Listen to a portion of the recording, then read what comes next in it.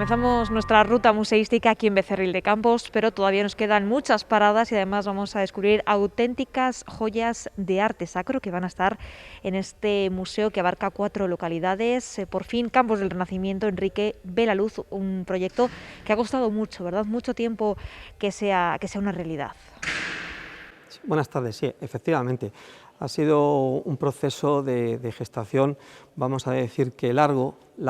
realmente propiciado por el parón que conllevó la propia pandemia, al igual que nos ha pasado en otros órdenes de la vida. Pero sí, echamos la vista atrás y ya hace tiempo que el Obispado de Palencia, ante la preocupación que tenía por dinamizar este territorio muy rico en recursos artísticos, culturales en general y religiosos, pues puso en conocimiento o trasladó su interés a la Fundación de poder llevar a cabo esta iniciativa. Una iniciativa que encaja además a la perfección en el ámbito de actuación de la propia Fundación, porque desde la propia Fundación, desde su origen, desde hace más ya de 30 años, existe una preocupación, una dedicación porque el patrimonio sea debidamente preservado, conservado y difundido. En este caso, lo que hemos planteado en Campos del Renacimiento es la creación de un museo territorial. Un museo territorial que está compuesto por cinco templos localizados en 4 localidades muy próximas entre sí. Y el trabajo que hemos hecho desde la Fundación es darle un carácter homogéneo en varios aspectos, fundamentalmente en lo que se refiere a técnicas museográficas y también, cómo no, también desde el punto de vista del relato. Cada uno de los lugares nos cuentan la historia de esas obras, pero no solamente es la historia de esas obras, pero también lo que hay tras de sí, que es la historia del propio pueblo, ¿no? Cualquiera que visite este museo territorial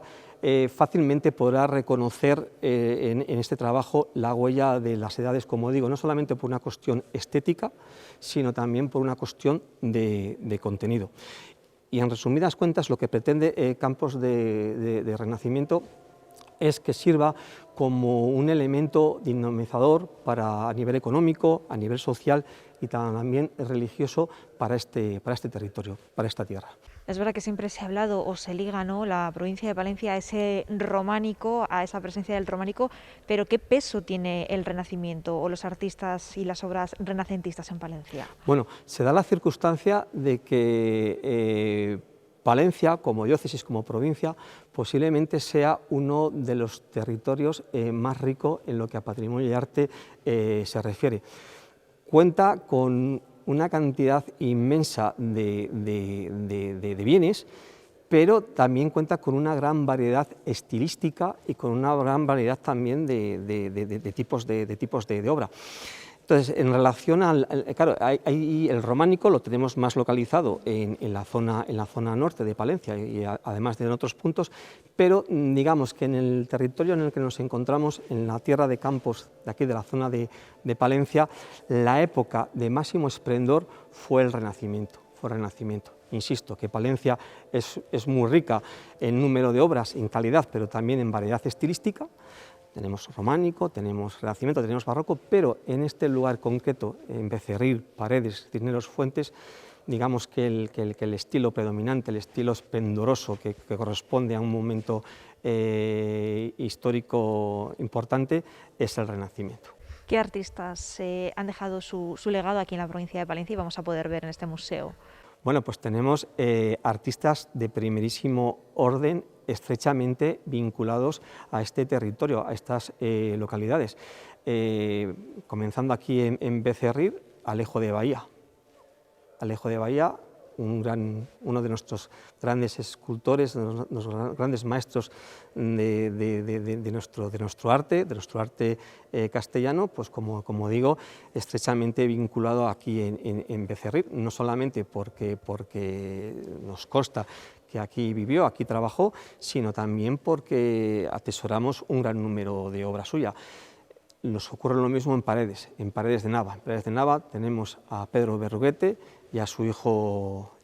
Alonso. Y como no, tampoco podemos olvidarnos de Jorge Manrique. Y por último, a nivel también de grandes personajes ilustres, la referencia a Cisneros, al cardenal Cisneros. Tenemos la certeza de que no nació en Cisneros, pero sí, por otro lado, sabemos que sí que tuvo una vinculación familiar al propio lugar y más fuerte aún la vinculación que ha tenido a lo largo de la historia, porque siempre han estado estrechamente unidos, ¿no?, en la memoria colectiva del cardenal Cisneros con el propio pueblo, ¿no? Esta es una de las iglesias más interesantes de la provincia de Palencia por todo el patrimonio que atesora, obras de incalculable valor, realizadas por artistas de la talla de Pedro Berruguete, Alejo de Bahía, etcétera. Con todas esas obras se ha conformado un discurso que se ha dividido en 4 grandes bloques, titulado el primero Tiempo del Anuncio y Tiempo del Cumplimiento, que es el espacio en el que nos encontramos ahora, dedicado pues a la infancia de Cristo. Podemos ver desde obras que representan la Anunciación, a la Virgen con el Niño, escenas de la vida de la Virgen, como podemos ver en estas tablas traseras que pertenecían al retablo de la cabecera justo de esta misma nave, y que se desmontó y que ahora podemos ver y contemplar a la altura de los ojos. El segundo gran bloque es Tiempo de la Pasión. Está dedicado a la Pasión de Cristo, que es una temática que en Castilla pues afloró muchísimo. Hay muchas obras que representan este momento, este periodo de la vida de Cristo, y es el que se ve justo a continuación en el entorno de la cabecera de la iglesia y una de las capillas laterales. Continuamos con el tercer gran bloque, que es Tiempo de la Iglesia, en el que aparecen pues todos los personajes, en principio los relacionados con Cristo en vida, los apóstoles, después los evangelistas, los padres de la Iglesia, es decir, santos de los primeros siglos del cristianismo, con posterioridad ya santos pertenecientes a los siglos XII, XIII, las famosas órdenes mendicantes, dominicos, franciscanos, etcétera, para culminar con el cuarto bloque, Tiempo de la Celebración, que lo constituye pues un gran conjunto de obras de orfebrería que todavía se conservan en esta iglesia y que son espléndidas, muchas muy significativas.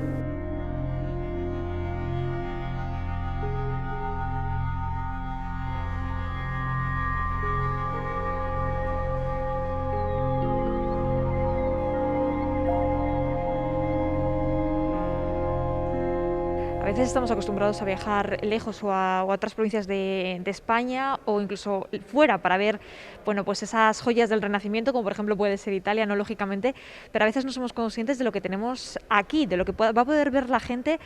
aquí en estos pueblos de la provincia de Palencia, en 4 pueblos. Es un museo muy asequible, lo tenemos muy cerquita y a lo mejor no somos conscientes del valor, ¿no?, que tienen estas obras. Sí, desde luego que sí, que es una gran riqueza y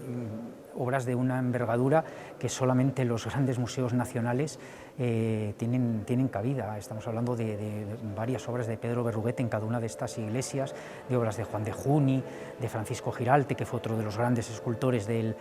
siglo XVI, de Alonso Berruguete, es decir, obras de artistas espléndidos, o de Alejo de Bahía, que tuvo su taller aquí en Becerril y que creó pues una forma de hacer que se mantuvo, fue perdurable durante buena parte del siglo XVI y que aquí precisamente en Becerril pues se conserva pues el mayor conjunto de obras de este maestro, que cada día está más valorado. ¿Cómo llegó ese renacimiento aquí a la provincia de Palencia, pues de la mano, por ejemplo, de Alejo de Bahía o de Berruguete? Pero bueno, ellos fueron cambiando un poco la forma de hacer las cosas, pero ¿cómo llegó aquí en concreto a la provincia de Palencia, a esta zona? Sí, bueno, Pedro Berruguete, por ejemplo, o Alonso estuvieron en Italia, conocieron allí a los grandes artistas italianos, después llegaron aquí y aunque mantuvieron algunas todavía formas de hacer de la tradición hispano-flamenca, etcétera, pues sí introdujeron algunos elementos que ya que ya habían aprendido allí. Después hubo aquí una gran pujanza económica debido a la producción de lana y de cereal que se exportaba a Europa, que hizo pues, que estas poblaciones pudieran levantar estos templos tan magníficos y pudieran contratar también a los mejores artistas, y los mejores artistas en aquel momento pues, eran los que estaban más actualizados, digamos, con las corrientes más novedosas y que primaban ya o que empezaban a despuntar en aquel momento. ¿Podemos decir que esas corrientes llegaron a España de la mano de estos artistas, por ejemplo aquí a Palencia, o había en otras zonas simultáneamente artistas que habían estado en Italia y habían aprendido y se lo habían traído ya? Fue habitual que artistas que fueron a Italia pues llegaran aquí, o incluso promotores que eran muy avanzados o que conocían determinados edificios que ya se estaban haciendo en otras partes de Europa en estilo Renacimiento, pues que los trasladaran aquí o le incitaran a determinados arquitectos a elaborarlos a la manera de, y de ahí que se fuera evolucionando en ese aspecto. Sin embargo, por ejemplo, lo que es la arquitectura sigue siendo eminentemente gótica todavía. Son edificios de finales del XV, algunos de ellos tienen bóvedas de crucería, como podéis ver, en otros priman los artesonados maravillosos, como veremos con posterioridad. Pero bueno, lo que es el continente, el edificio sigue siendo gótico. Sin embargo, muchas de las obras pues ya nos muestran ese pequeño avance hacia el Renacimiento. Exactamente, por ejemplo, en estas obras que tenemos a su espalda, ¿dónde podemos ver o en qué rasgos podemos ver que las cosas empiezan a cambiar, que ya no pertenece, que pertenece a otro estilo? Sí, bueno, hay una mezcla, todavía aquí hay mucha tradición hispano-flamenca en estos aspectos, pero bueno, ya el volumen de las imágenes, el crear un poquito cierta profundidad, o al menos tratar de crear cierta profundidad con el solado, aunque no esté, digamos, del todo resuelta, esas formas ya en arco de medio punto, es decir, en vez de arco apuntado, como venía siendo tradicional hasta el momento, pues ya algún elemento que nos da ese pie a interpretar que es un lenguaje renacentista. Sin embargo, hay ventanas que son todavía plenamente góticas, ¿sabes? O el arco escarzano, que también se utiliza mucho a finales del XV, principios del XVI, el oro, los fondos dorados, esos brocados, eso es muy todavía de tradición gótica. Todavía no se ha despegado el artista de lo que era habitual a finales del XV en cualquier lugar, y cualquier artista, si no despuntaba mucho, si no había viajado, si no había conectado con corrientes novedosas, pues era lo que primaba. O sea, estábamos asistiendo, con estas obras estamos asistiendo a ese nacimiento del Renacimiento. Sí, eso es, hay una mezcla, en algunos casos pues se da un pasito más hacia adelante, en otros todavía se está muy anclado en el pasado.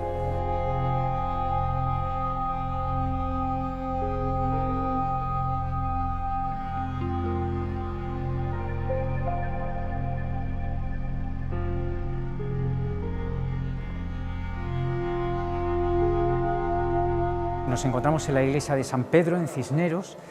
que también forma parte de este proyecto museístico denominado Museo Territorial Campos del Renacimiento. En esta iglesia destacan fundamentalmente el retablo mayor, obra de Francisco Giralte, un seguidor de Alonso Berruguete, al que se atribuye también las puertas que tenemos justo enfrente. Estas maravillosas puertas en madera de nogal fueron realizadas, o al menos se atribuyen a este artista,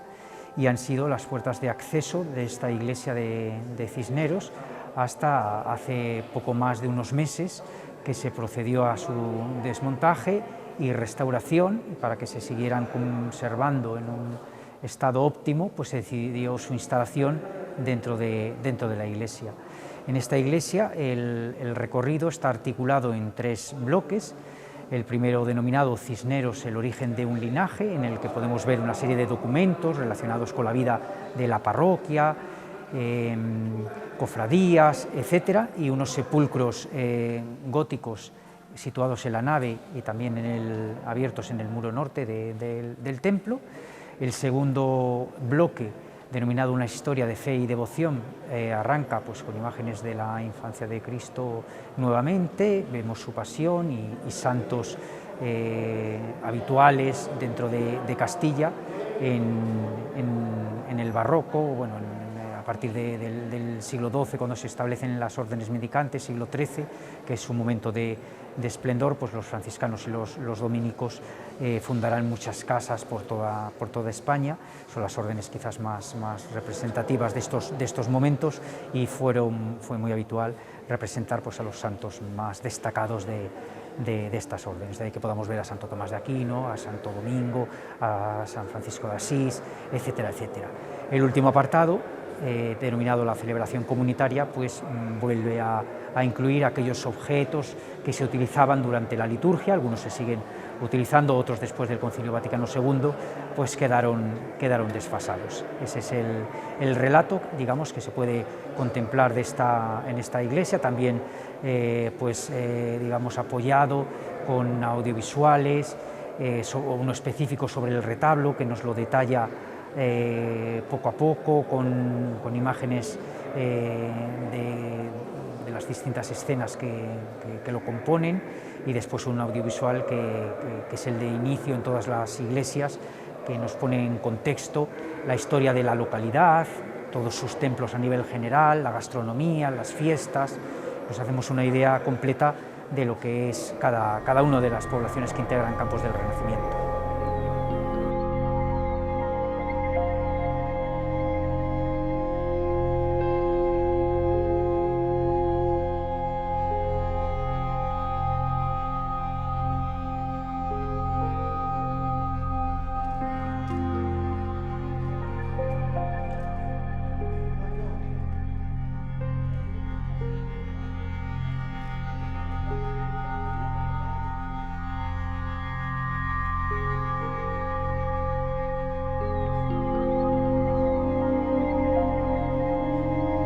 La iglesia de Santa María de Fuentes de Nava, en la que nos encontramos, junto con la iglesia de San Facundo y San Primitivo en Cisneros, forma parte de un centro de interpretación de las techumbres mudéjares que hemos ideado, y que también forma parte a su vez de todo el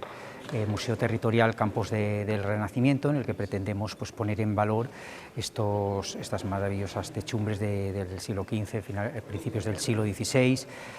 mudéjares que son muy numerosas en la provincia de Palencia, y además muy destacadas por toda la calidad artística que poseen.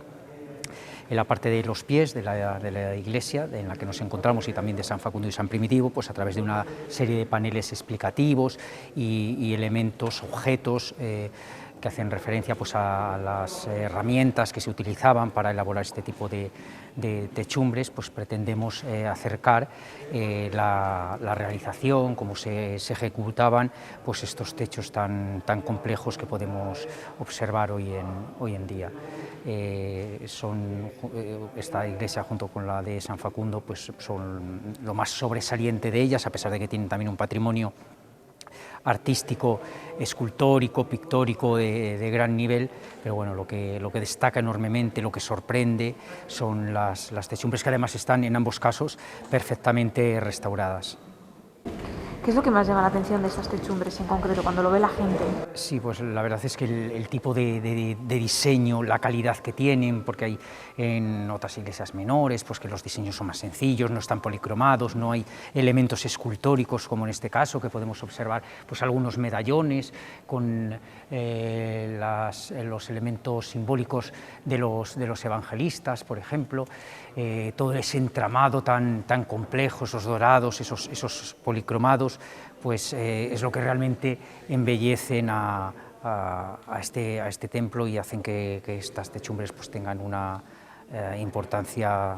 vital. Es el broche de oro a este recorrido por la historia del arte, ¿no? Sí, eso es. En las primeras iglesias habíamos visto pues un recorrido musealizado, digamos, y aquí se trata más de que disfrutemos pues, con la contemplación, detenida y pausada pues, de estas maravillosas techumbres, que además cubren la práctica totalidad del edificio.